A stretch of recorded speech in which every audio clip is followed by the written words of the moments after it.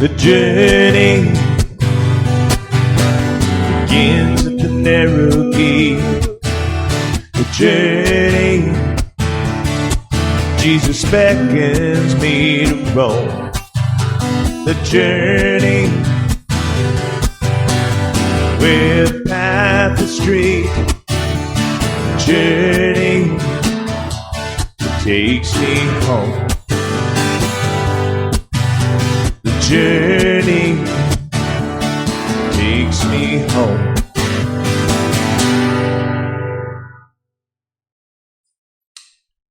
Good morning and welcome to The Journey. I'm glad you're with us this morning.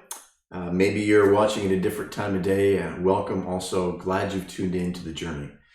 Here at The Journey, it is just all about our journey with Christ and how in our life we have seen Christ draw us to himself, and how we grow in Christ, and how we journey with Christ. So this morning I have with me, you see him up front during times of worship playing the guitar. Off to the side, not Dan, but we have Scott Frisbee with us this morning. So Scott, welcome here. Oh, thanks. Glad you're with us. I think we're going to have a lot of fun on this journey. Yeah. Wow. So don't make me start and stop over again, Scott. Okay. So, Scott, just start us off on your journey. Where did it all begin? Way back as a little kid, I grew up in the western suburbs of Chicago, and we had a church in town that I went to, and our family went to this church for a few years, during my grade school years, and then we stopped going. It was like, as a kid, I didn't know why we stopped, but it was, okay, we stopped going, and my mom at that point, later on, had said she had done her time teaching Sunday school, so I didn't know that there was a set amount of time that was required. As we got a few years later, got up towards junior high, then they had another church opened up just a few blocks from our house. And you said it was a new church, right? It was I don't know if it had been there, if they had just gotten a new pastor or what, but it was new to us, Right. And so all the kids in the neighborhood started going there, and all the Protestant kids anyway. And so we started going there, and we had a youth group and all that stuff. And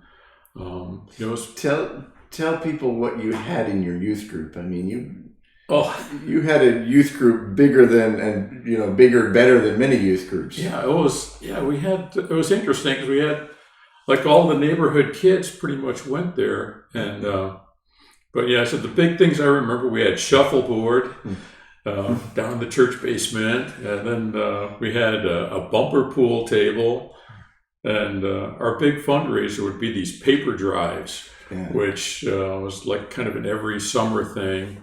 And which, for those who haven't, who predate newspapers or post-date newspapers, you'd kind of send a note around the neighborhood saying, hey, in a couple of weeks we're going to pick up all your newspapers, and you'd end up filling up a big shipping container full of old newspapers, and you get like $50 for it or something like that.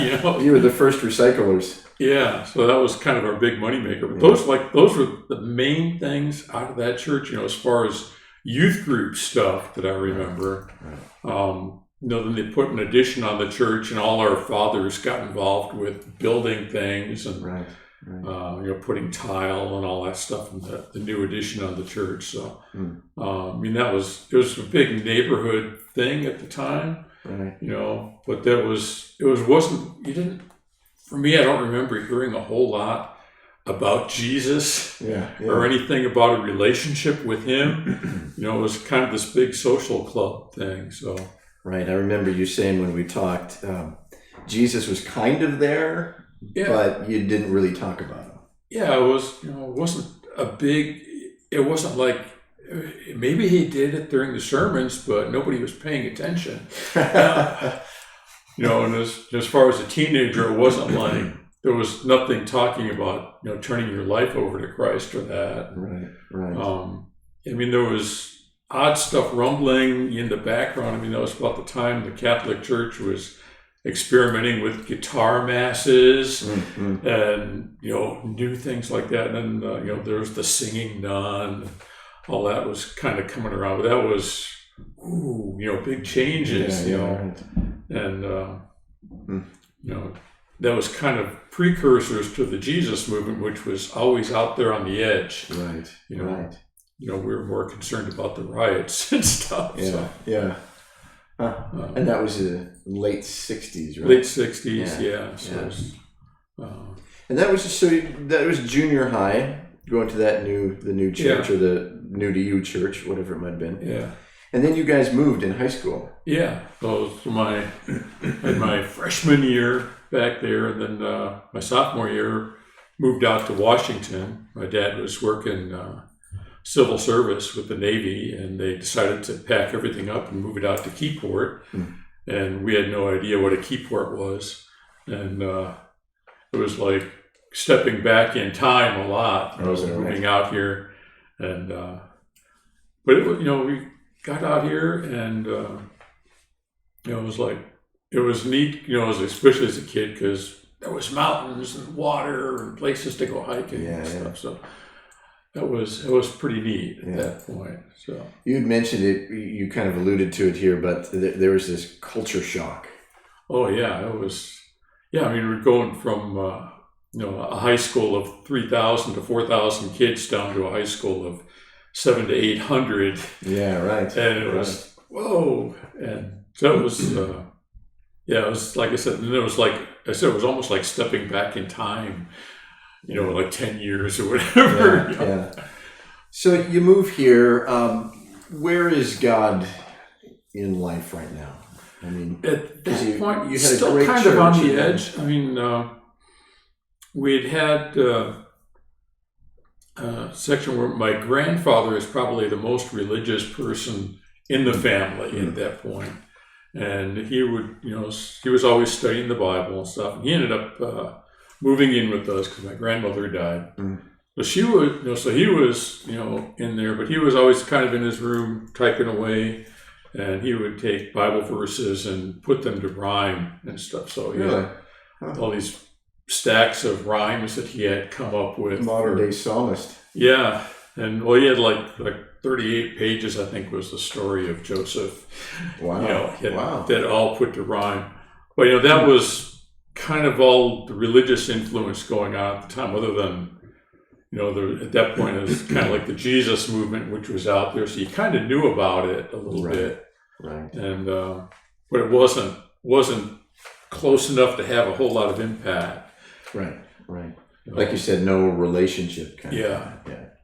And I think that's about, then going to high school, there wasn't a whole lot. And then during my senior year of high school, I started going to Olympic College. And that was a bit of a turning point. Because there one day I was kind of searching, and, okay, there's got to be more to life than this. And the Gideons were there handing out their little New Testaments.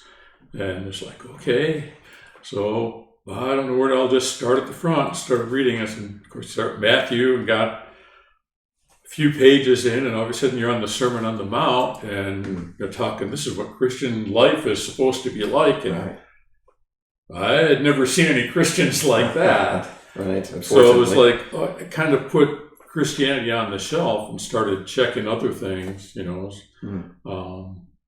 have the internet, so wasn't able to search as thoroughly at that point.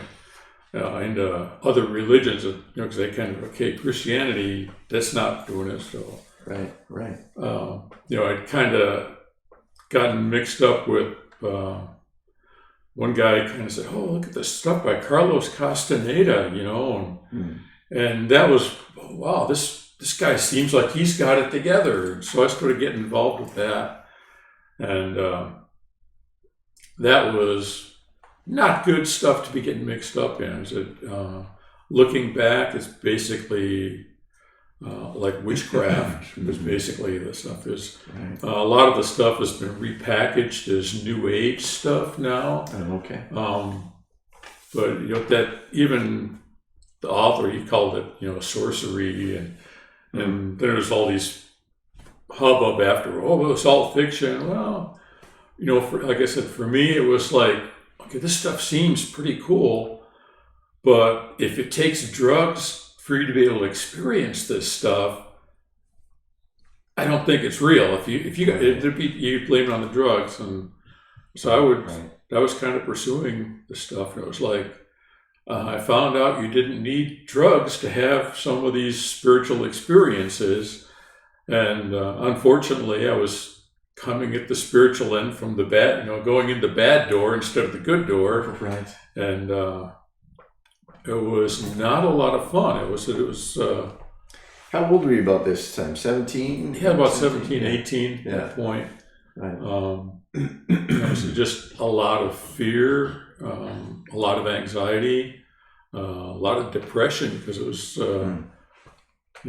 the way it was set up was like basically anybody you run into, if they had more spiritual power than you did, you could be dead, so you're always looking over your shoulder. Oh, It's a right. very, very scary, fearful time. And, at that point, I was kind of going through that and, trying to figure out, okay, how do you move forward in this? And, it's like, okay, not, things weren't going real smooth. But at that point, I started going to the UW. I was commuting over there, and I ended up seeing a changed life. Mm-hmm. Yeah, tell us about that. When I had been going to Olympic College, there was a girl who had gone to high school with, though I never remembered seeing her at high school. I was all focused on my studies. Right. But we had a class together at Olympic College, and then, all of a sudden she disappeared. So it's like, and she had been, kind of, it came across to me as, being kind of sad and depressed, and her family was like up in Alaska, and it's like, and I just kind of figured, it's probably suicide or something like that, because she just disappeared real sudden, and that was it. And it's like, so then, get through the summer and still kind of all tense, starting school in UW and commuting back and forth, and things aren't going real well, emotionally or spiritually, depression and all this stuff hit. Well, especially if you were involved in what's basically witchcraft. And and it's things aren't going to go well. And so this is like one Friday night, I was back in, home, going through the store, and there's this gal, and she was different. She was transformed. She was, from being this kind of depressed kind of person, all she had this big old smile on her face. And it's like, what, and I was like, she's different, and she was, it's good to see you and stuff, and I'd never expected to ever see her again. Right. And it was one of these things where all I could think of, it was like, what you been doing? She goes, studying. And then, it was, my ice cream's melting. And, being typical clueless guy that I am, didn't get her phone number or anything like that. But that smile, and, I was like, something has changed about her. That kind of resonated. And then, like I mentioned, it was like 2 weeks later, same aisle, same store, run into her again. And, she's, let me get your phone number for you. I was like, that was supposed to be my line. yeah, hold it. Okay, where do I go after this? But then I asked her, well, what you been studying? And she said the Bible. And I said, that was like getting a kick in the stomach. It was like, hold it. I wrote the Bible off, way back when. And all of a sudden you're saying that's what transformed you? That's what changed you? And, I was just kind of in shock at that point. And I said, okay, maybe I need to revisit that. And it was a while later, she invited me to church. And I said, I've been going to these Methodist churches and stuff. Mm-hmm. And, I said we moved out here and there was, all these woods and everything. So I, spent a lot of time hiking all over the Olympics. And I had, come to the conclusion that there was a God. Yeah. I said, pine trees for me is kind of important because you look at that little pine cone and throw some sunlight and some dirt and some water and end up with this big 100-foot tree. Mm-hmm. And he's got to make more of these little pine cones. And it's like, there's a God. There's got to be a God. Right. And... because there's order and design. Yeah, and I keep, anytime I see people arguing, I keep thinking, this world is too orderly. There's just so much that it just can't be random. Right. I look at, things, and I was a chemistry major, and like for me, didn't talk about this, but just the water molecule, the shape of the water molecule is, why is it shaped like that? It's like one of the few things that gets lighter as it gets colder, just because of the shape of the molecule. It's like, this is all design, so it's like, I was convinced, okay, there is a God, and she invited me to church on a Sunday night, and I was like, okay, I can take an hour out of my week to thank God for keeping this old ticker pumping away. Right. And I had no idea that church services could go 2.5 hours. Wow. Wow. And this was a Pentecostal church, This right? Pentecostal. I'd never heard the word Pentecostal before so that night. Pretty much extreme opposite to Methodist. Yeah, I'm coming out of this Methodist where I'm used to having a list of hymns, and we've got our little score sheet where we're keeping track of where we are in the service. Right. And we stand up here, we sit down here. It's okay. Yeah. We get 2 stand-ups in a row.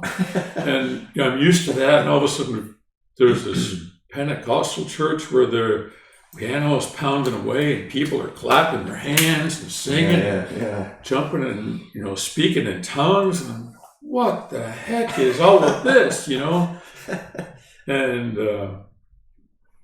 but it was like there was this joy in these people that okay, this is as I came out of there that night, and I was like really split. Like half of me is going, those people are crazy. And says, those people are happy. Yeah. You're not happy, Right. And so I went back. I kept going back, and because within a couple of weeks, I asked Jesus to come into my life. At that point, and really, I didn't have a whole lot of idea what I was getting into at that point. Right. I just knew, Jesus, come into my life. Turn my life around. And right after that, there was like a spiritual backlash. Now you were 18 at this point. It's about 18, yeah. So, just really felt a lot of like demonic type oppression and stuff, and knowing this much, all I could just keep repeating was Jesus, Jesus, Jesus. Wow. I'd like feel like I'm being lowered into a pit, and I just keep saying Jesus, Jesus, Jesus, and finally I feel like I'm coming out. And so you receive Jesus as Lord and Savior. You ask Him into your heart, and then you get these demonic attacks. Yeah. And you're this new Christian, and well, Jesus got to mean something, so I'll keep repeating His name. Yeah. So that I just kept repeating Jesus, and I was like, okay, and so that was it wasn't one of those, the lights all came on. I don't have one of those kind of testimonies. It was like, wow, what did you get into now? Yeah. And, so that was, a lot of things. And then, as, kind of did some growing. We had kind of our youth group at the church was more college age kids. We had about 3 of us. Right. And so we started having regular Bible studies. And so it started growing in Jesus at that point. Yeah. And so then we got to the point, coming up on the next year, I was going to actually move over to the UW and live on campus. Yeah. And I remember we were praying like crazy, during the last couple of weeks of summer that, that I would find some Christians, good solid Christians on campus. Yeah. And literally the first night I was there, ran into a guy in the cafeteria from the Navigators. Oh, yeah. And he invited us my roommate and I, to their Bible study thing. And My roommate didn't go, but I went and met about 50 other Christians, and a bunch were, in our dorms and on our floor and stuff. So Wow, that's it encouraging. was a really neat thing watching God say, hey, I'm not going to leave you alone out there. Yeah. That, prayed that, God would have, people there, and God made some connections. Right. So, Oh, that's amazing, really. but, and that is, I think that's been a lot of my courage. Even coming to NCCU, it was like, okay, Lord, I don't want to be wandering around looking for a church when I knew I was going to be leaving the other church, previous church. Yeah. And I wanted, God to say, hey, God, I want to have a place to go. I don't want to be wandering around. And He set all the pieces in. And, so it's almost like He loves you. Yeah, He's looking out for me. Huh, how about that? But yeah, I mean, He does. I think a lot of people make things, and I'm not going to go here anymore, but they don't have any plans for where they're going to go, and then they end up wandering around. Yeah. And sometimes they never get hooked back in. It's like, hey, just pray for God. You feel God's moving you on. Pray that God will have the door ready for you when you get, Right. Because He's got all that figured out. Yeah. He knows where He wants you. Right. So you received Christ at 18. You're in college. You move to U of W, and you begin to grow, which really is kind of opposite to a lot of people's journey. Is they hit college and they begin to explode. Yeah. And so after UW, you went to Bible college. Yeah. Well, like during that year that I was on campus, with all the being with the Navigators, and their big thing is they're real big on scripture memory verses. And you're memorizing verses and really getting into the Bible. And I felt God saying it's time. I want you to go to Bible college. So ended up going to Bible college.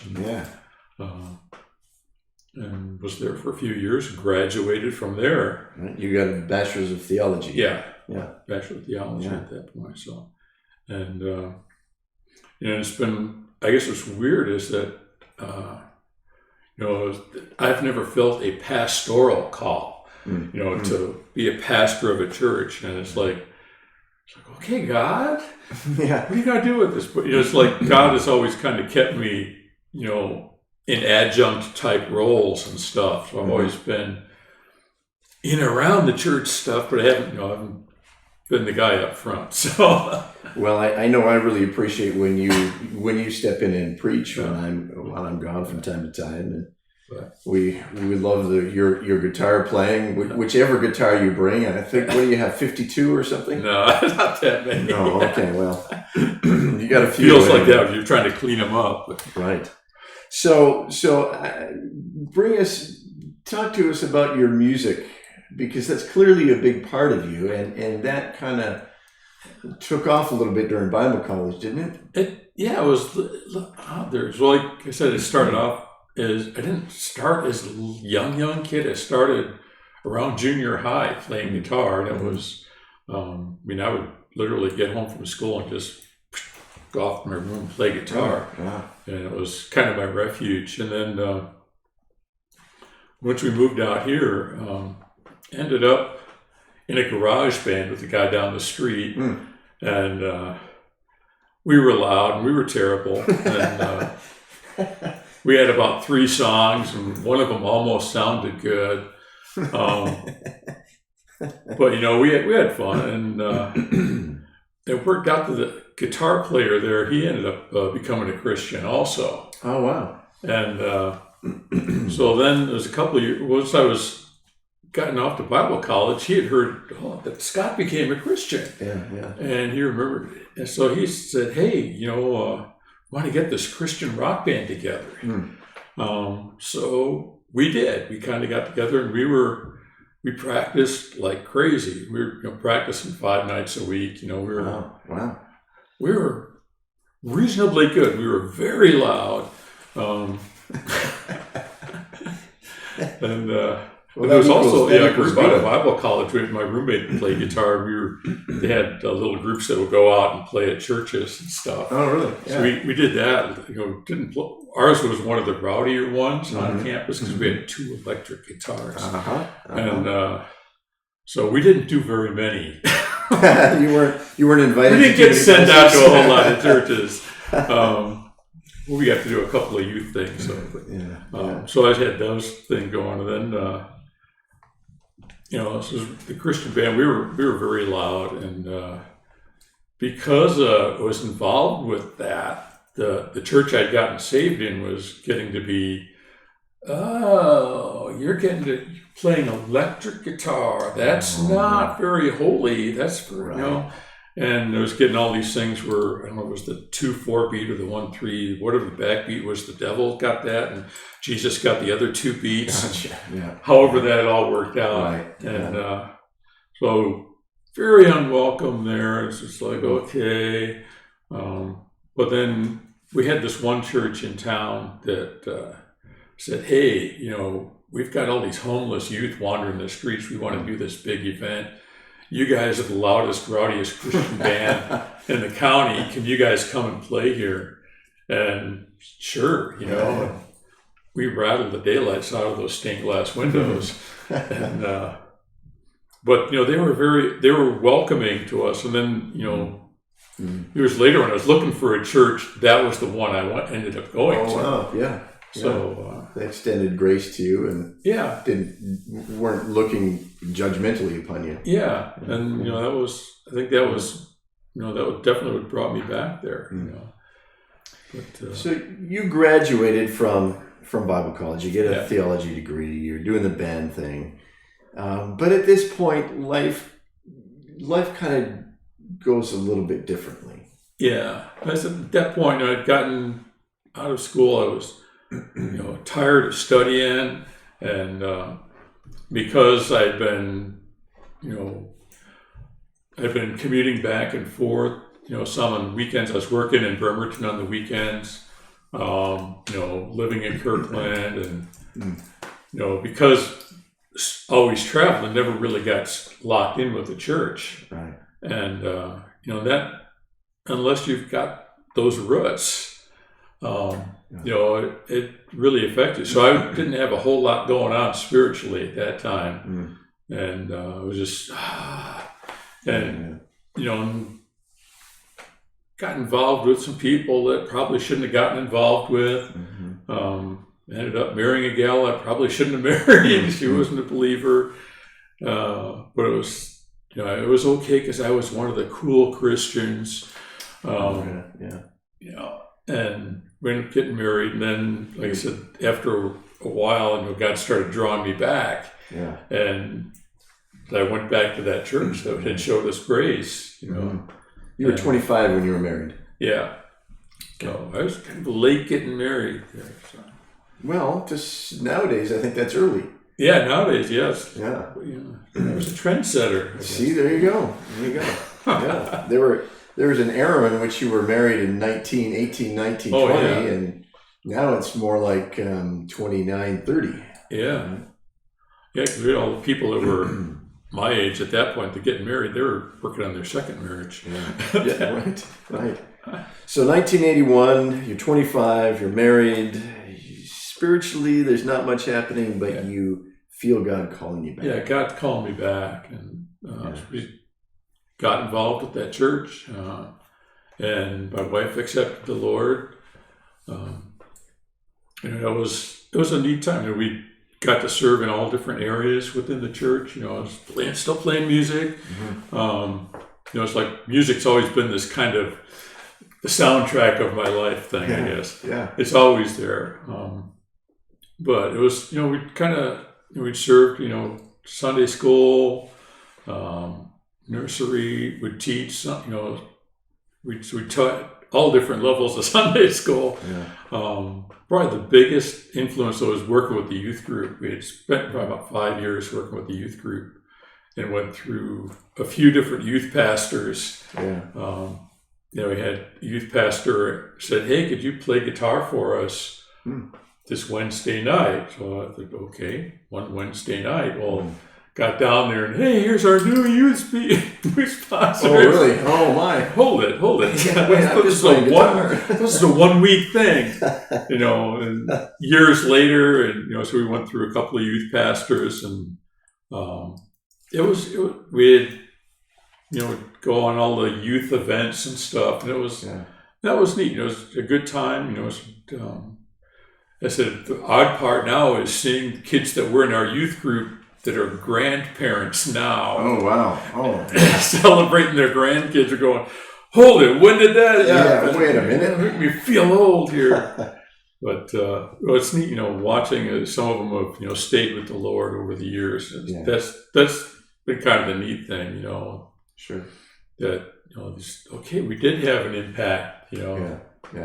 And And during those youth conferences, there was a youth conference that actually had an impact on you. yeah, and I think it was the one you had gone to in Spokane. So like most of the district would decide that, okay, we've got 90% of the kids are living in the Seattle area. Let's have the youth conference over at the other end of the state, Right. So everybody's got to hop in these old 50-year-old school buses and make it all the way across the state. Right, yeah. It's great bonding experiences. Held together with duct tape. Yeah, and well, it's like at one of these conferences, I felt God speaking to me saying, it's time to go back to school. Wow. And, it's like, whoa, but God, it's time to get back, And you're 30 or so. Yeah, around there, Yeah. So, and it's like, okay, yeah.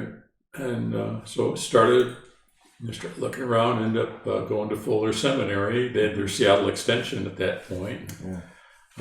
After about 4 or 5 years, I got my 2 years degree. All right. Hey, yeah.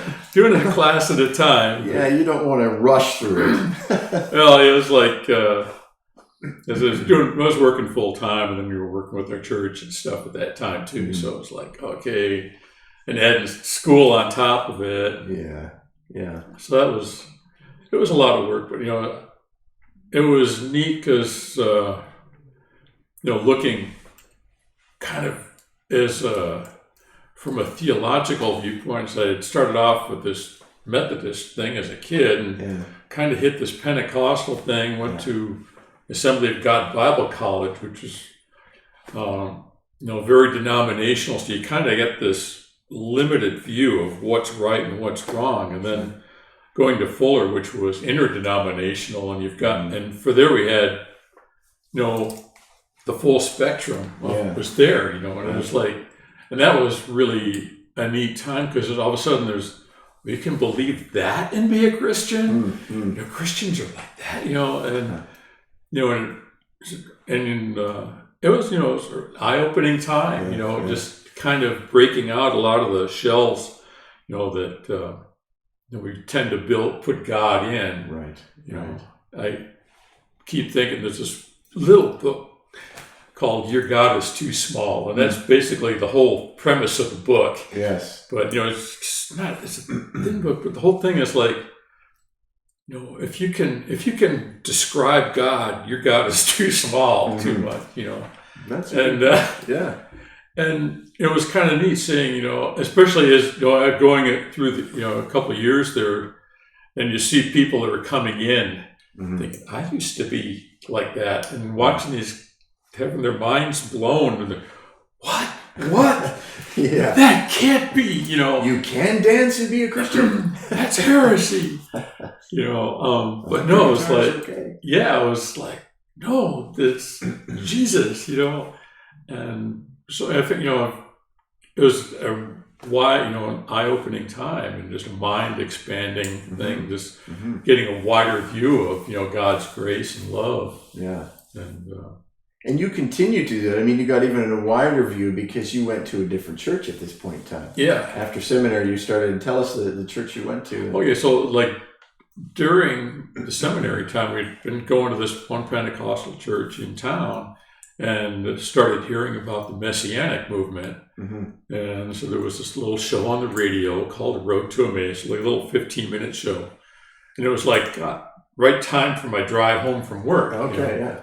And we just always talking about this. The pastor was always talking about all these Jewish roots and everything, and it was like, wow, this is so neat. And then he had the church in Bellevue, and then they were starting one in Federal Way. So that's almost close enough, you know, it's Tacoma, you know. So thought, okay, we gotta go to this church. Yeah. And it worked out during one of my Hebrew classes. The pastor of that church decided to audit one of the Hebrew classes. Oh, wow. So I actually got to meet him before meeting him at his church. Yeah. And but he was busy because two congregations is a lot of work to keep going. But we discovered our neighbors just up the street, they were going to that church. Okay. And they said, hey, you want to come to that church? Mm-hmm. You know, yeah, we've been hearing about this on the radio all the time. Yeah. We listen to them on the. So, like I said, it was like a hot summer day, and we had the van, so we were driving, and you know, I was used to the suit and tie thing, and we're all dressed up, ready for church. And our neighbors come strolling down the street with shorts and tank tops and off at the time. Yeah. We'll be right back.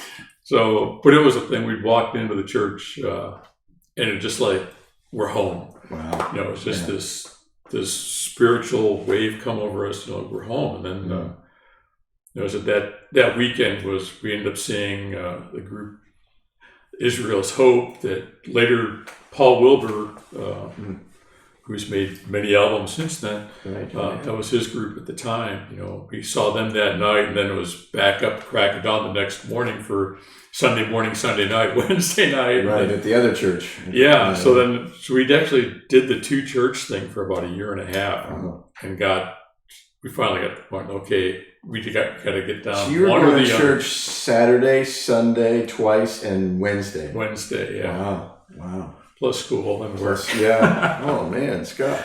So it was, you know, finally, you know, God's point is going to have to be one church or the other, and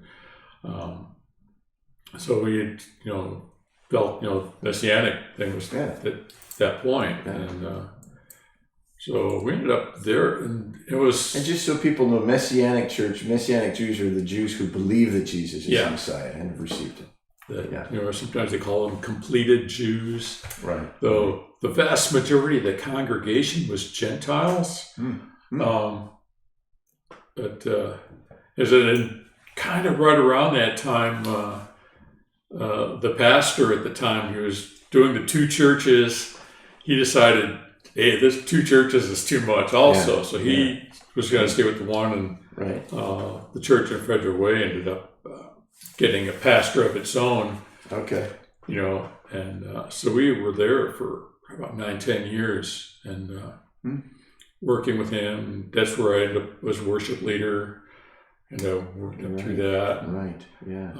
It was just, it was a thing where the Messianic movement was. I don't know if it still is, but at that point it was getting very fragmented because everybody had their views of how much Judaism is the right mix. Right. And that's just like the New Testament argument, you know. Yeah. The church first began, how much Judaism belongs to Christianity, and how do you deal with this? Yeah. So it was like the first 4 or 5 years that we had were called our annual church split, when a bunch of families. So after a few years, we went from about 500 down to about 100. Oh goodness. But I said it was a lot. You never thought it might have something to do with your worship leading, did you? I didn't. I was a few years in before I became worship leader. No, but it was, you know, it was a lot of strife. There's a lot of, I think the biggest thing looking back is a lot of spiritual warfare.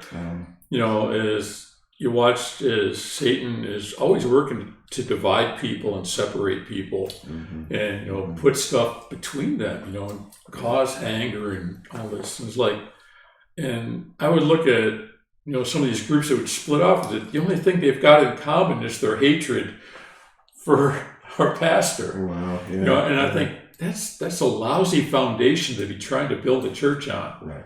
you know, and I look at, when people let that happen, they let hatred, take them over. And, but, we ended up, it was just interesting watching all the things God was doing, as people trying to drive this pastor away. And he was, God put me here. Yeah. This is my spot until God says no. Right. And that was kind of what happened when I ended up as worship leader. It was like, here I am, no musical training. I can chank out some chords on guitars, and I was trying to figure out how to sing and all that.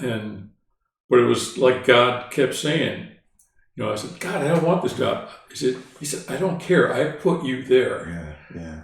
I put you there for a reason. And I'm, and you're there until I tell you you're not. And it was, okay, God, help me to do this, as good as I can. And God blessed, the time there. It was neat. I said, watching God do these miracles every week with the worship team. And, and it was, and having this front row seat when God's doing all this stuff, and realizing that this song didn't work during rehearsal, this song didn't work just during warm-ups before the service, but during the service, the song came off amazing. Our one amazing shout out of the week, and watching God do stuff like that week after week, and just, okay, God, you're just doing amazing things all the time. And it was a real faith builder time watching that stuff happen. Yeah. So. And you probably needed that faith being built, because there was a time in life that got kind of ugly for you, maybe, if I could put it that way. Yeah. Well, then, at that point, things were going, and God was, building faith a lot, and that time, and then it was like, okay, my life kind of exploded, and ended up going through a divorce, and it was not a fun time. But, God was there. He had said, we got this, you're going to get through. And, it was like, Lord, what is this going on? People having lies about me and all this stuff. And it's like, God, I didn't do any of that, Right. And, and even, when we were able to prove all the lies were lies, people's minds still weren't changed. We see that all the time on Facebook. That's true. People are going to believe what they want to believe. People are going to believe what they want to believe. Even when the truth is right there. Yeah. And so it's like, okay, God. And I said going into that, it was like, I think that probably one of the scariest things going into that whole divorce thing, with all the anger and all the emotions, was right off the bat, heading into it, God says, you're going to have to forgive these people. And it's like, that's the last thing you want to do. You would rather be shooting guns at them, you don't want to be forgiving them. Right. You're looking for revenge, for payback. And God says, you're going to have to forgive these people. You're going to have to get to the point where you can forgive them. And it's like, that's the part that probably sucks about being a Christian. You don't get to hang on to that. At least on one side, yeah. So, but it was, and it's, it took years, and you find that, just because you forgive them, forgiveness gets to be a daily thing, and you have to forgive them every day, because the anger and hurt comes back, and you've got to, every time it comes back, you've got to forgive them. And that, I look at that, and I think I could mention, like, having been in a fairly rigid church thing beforehand, it's like, it's easy to kind of get proud, okay, we've got this marriage, we've been solid for over 20 years and all this, we've got it down, look at what we're doing, and realizing that, things can happen in a heartbeat. And you were married 25 years? Yeah, just about 25 years, And, ours was, look at this, they were the shining example. And it was, and we kind of got to be judgmental about people that, other people that would get divorced, like, oh, what were they doing wrong? We were doing it all right, and it's like realizing, hey, stuff happens. Yeah. And, other influences. And just because you're serving the Lord doesn't mean that Satan is not going to attack your family. Right. That's a great point. And you've got to, it's the thing where you've got to watch over your family too, because you can't just ignore them and say, okay, God, I'm going to do this for you. Right. You watch over them. Yeah. So that was, but I think a lot of it just kind of changed my heart. Definitely took a heart of stone and smashed it. Well, yeah, you mentioned you mentioned words like you learned grace and compassion. And just I look at people in different circumstances, and it's like, a real scary prayer is to say, God, let me see them with your eyes. Mm-hmm. That's right up. That's scarier than give me patience. Because God will. You start seeing God's love for these people, and you start looking at people and realizing that there's more to this person than what you see. Mm-hmm. And that guy may be laying in the gutter or whatever. And there's a whole life. There's 40, 50 years of history in the gutter there. And God sees it all, and God's got plans. God had plans. Mm-hmm. Maybe God's still got plans. And wow, that's very insightful. And I look at we talked earlier in the week. I see how kind of rattled things through your head. I look at God's got all these blessings and stuff. God's been blessing me like crazy the last several years. Mm-hmm. It's one of the things I think. Divorce is not a good thing, but since, like I said, I probably should not have married her in the first place. Sure, but God stayed with me through that. He kept calling me and kept pulling. And when I was finally freed from that, God has made all sorts of changes in my life, and God's been blessing me. And it's like, I keep thinking, of all the blessings God wanted to give that he was unable to give because I wasn't following him. And because I wasn't in the right place, heart-wise. And, and that's kind of a depressing thought, but, I look at with my grandkids and stuff, they act up, and you've got all the stuff you want to give them, and you're just bad kid this week, like, I wanted to bless you, Right. And, I think, how much God is wanting to bless us. And it's like, oh man, and, well, I want to give you an opportunity to, make some blessing points in your marriage here, and tell everybody who can, publicly, so you get some bonus points here, but, certainly one of the blessings in your life, is Denise. Yeah. And, that was like, one of the things we met, online, being modern people that way. But, it was one of those things where, when we first met, we would talk. We got to the point where we start off with online emails back and forth, and the next thing the emails start getting longer and longer, and well, let's just call on the phone. The next thing you know, my arm is so sore, And then we finally got to the point where we're okay. Let's actually meet in person. Sure, yeah. And we just kept talking for hours, just subject to subject to subject, and wow, this is something new, and that we were both able to kind of keep up with each other. It was we dated for a bit, and then we both kind of wandered off, and we came back, and it's like, okay, you're the one, But it was 2016 you were married, right? May Yeah. 15, 2016. yeah. Yeah, So that's we've been communicating for 8, 9, 10 years before that. You know? So, That's pretty cool. we definitely took our time. Yeah, You know, yeah, didn't want to rush anything. right, So, right. and it's like that, you know, we can be in a rush, but God's got forever. So, There's another good statement. You have made a number of fabulous statements. I think you've got about 4 sermons through this journey so far. So Oh. I'm taking the next 4 weeks off, Scotty. It's all you. No, that's.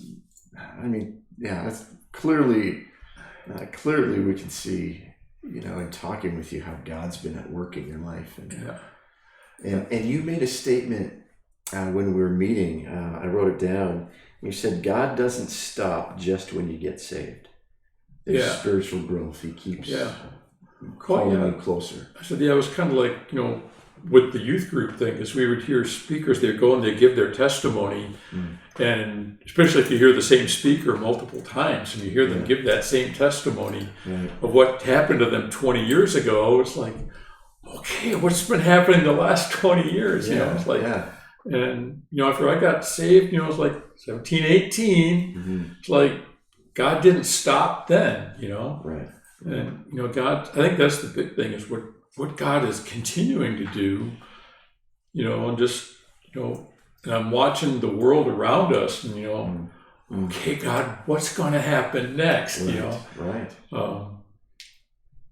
And, you know, just, you know, it's kind of neat watching God in action, you know? Yeah. Well,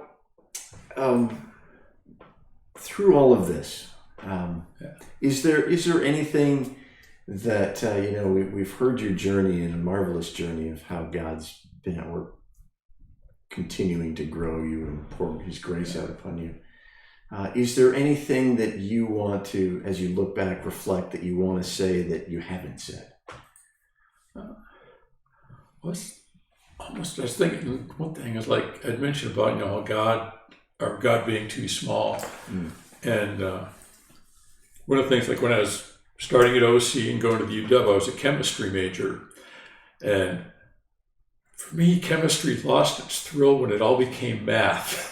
Oh, yeah, right. It was like, I wanted to be there pouring this stuff together, watching the reactions. Yeah. But it was all, you know, oh yeah, you can pour this stuff together, but you've got to do 5 pages of math things to know what's going to happen.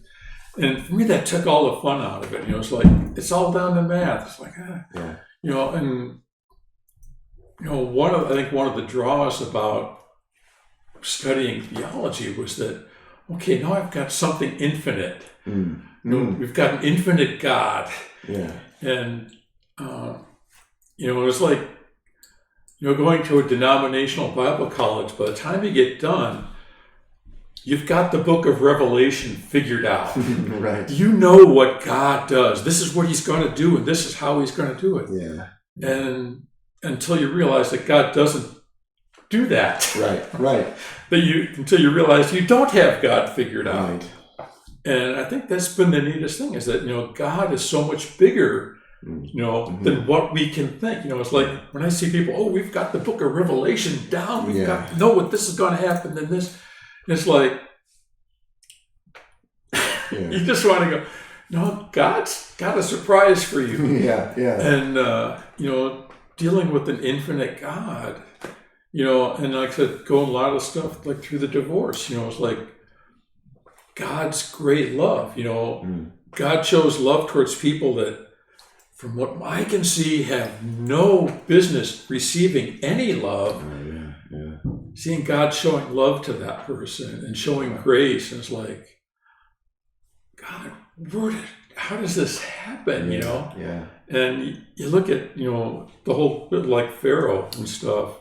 It's like, you know, time after time after time after time after time after time after time. You know, God is, it's like, how many times, you know? And you think, and there's, you know, still people that are going to reject that. But, you know, God's grace just is so great. His love is so great that he keeps on reaching out. He doesn't say, Yeah. we're going to, Yeah. like I had done with Christianity, Yeah. nothing that, And, but God says, no, hang on. Makes me think of scripture that says God is patient, not wanting anyone to perish, but all to come to everlasting life. And you start seeing that happening. It's like, wow, he really is, Yeah. And it's just, mind-boggling, that how great his love is, and you start realizing that's the same love he's showing to me, and you start looking, oh, Lord, why did you even bother with me, Right. Yeah. And you keep pouring out all these blessings and stuff. Mm. Wow. Well, Scott, thank you. Oh, welcome. Yeah. And so now we have 6 sermons. and it's all recorded, so... So we're off the hook. Well, yeah. Just put some songs in around it. It's your job, Dan. Right, there you go. Well, Scott, thank you for joining me on the journey today. You're welcome. I know that folks listening are going to be blessed, and they're being blessed by your journey, how Christ has been at work in you and is continuing. I love your passion. I love your excitement for Christ, and that shows all the time. So thank you. We're just greatly pleased and privileged to have both you and Denise in the church and involved the way you are. So thanks. Thanks. Yeah. Well, folks, hope you've enjoyed the journey this week. I know I have.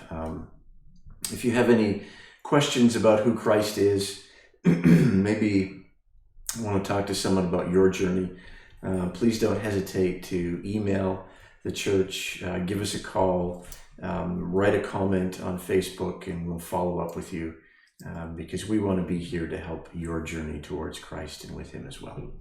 So thank you again for joining us. We'll see you next week, and God bless you today.